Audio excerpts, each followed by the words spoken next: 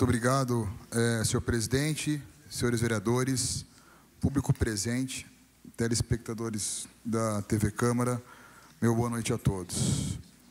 Bom, eu pedi o tempo de liderança porque, primeiro, a gente tem que ter muito cuidado e muita cautela quando nós vamos falar de futebol. Mas, nesse caso, eu não vou falar de futebol.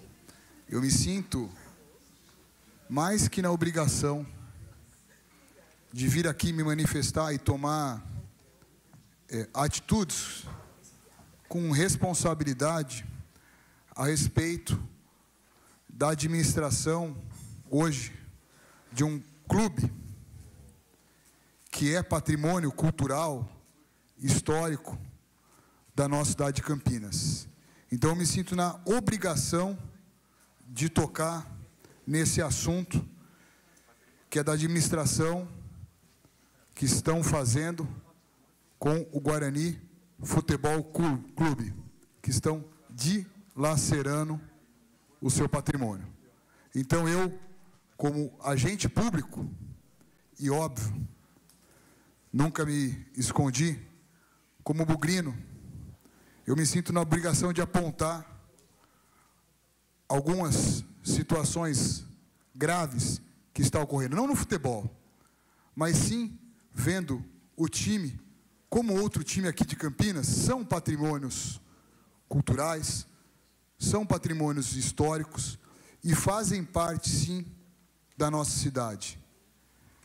A história, óbvio, da minha família com o Guarani não começou na minha geração, começou lá atrás, em 1930, e aqui eu coloco para todos verem, numa revista de 2 de abril de 1961, o Jubileu de Ouro, quando o Guarani fazia 50 anos, meu avô, Elvino Silva Filho, aos 5 anos, como mascote, eles nem chamavam de basquete, eles chamavam aqui de grandes sextobolistas, de 1930.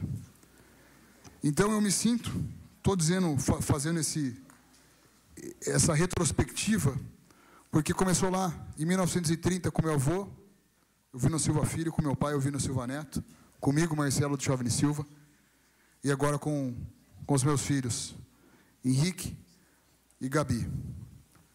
E o que estão fazendo com o nosso time não é algo aceitável. Gera revolta e gera na obrigação para que não acabem, não destruam esse patrimônio de Campinas. O Guarani não é só um time de futebol, é uma instituição centenária, orgulho do interior, o único campeão brasileiro do interior do Brasil. Uma camisa que representa suor, raça, história. E o que temos hoje? Uma gestão desastrosa, marcada por decisões obscuras, relatórios adulterados e uma série de indícios que apontam, sim, uma possível administração criminosa. Vamos aos fatos. E eu falo isso com base em documentos, não só em fatos. Nos últimos 5 anos, as contas do Guarani vieram com pareceres negativos ou cheias de ressalvas. Nenhuma foi aprovada com transparência. Os prejuízos de 2020 e 2024 superam o rombo de 50 milhões de reais. E esses números ainda podem estar maquiados, porque, pasmem, há valores repassados e omissos, escondidos da torcida e dos conselheiros. Em 2024, finalmente, a diretoria reconheceu um prejuízo de mais de 20 milhões, que deveria ter sido revelado anos antes. Isso não é má gestão, senhores. Isso beira a má-fé. E não é por aí, não para por aí.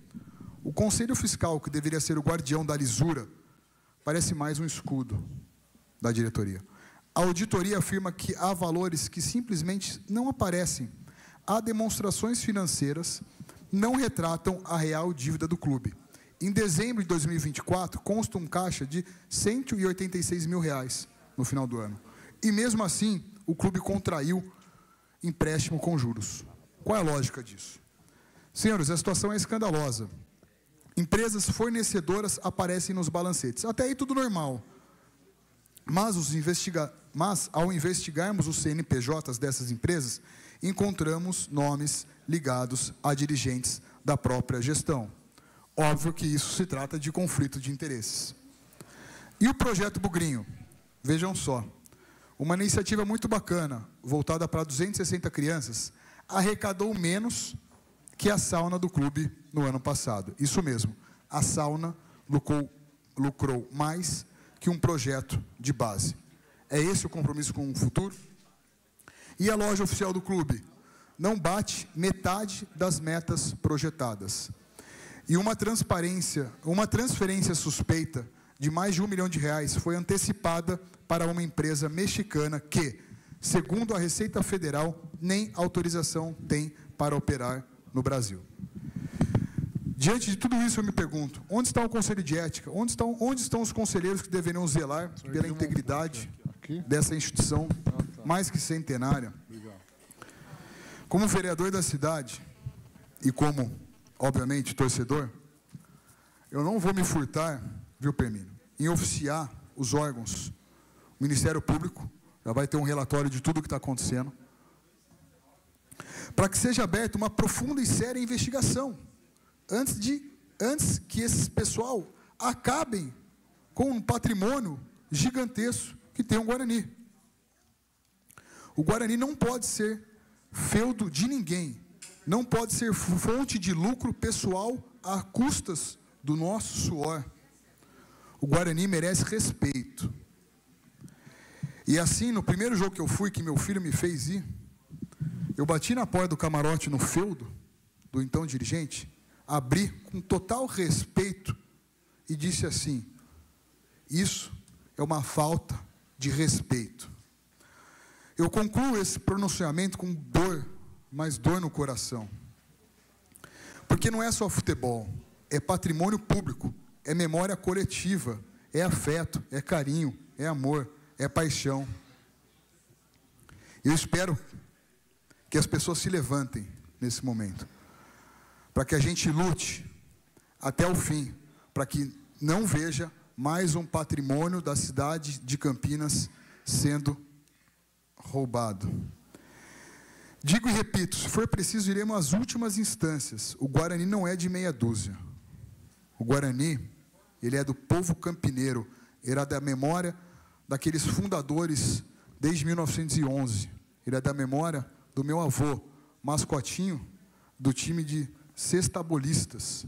Ele é a memória do meu pai. Ele é a minha memória. Ele é a memória do meu filho. Ele é a memória dessa gigantesca e apaixonada torcida. E ela merece respeito. Após, vereador. Vereador Marcelo.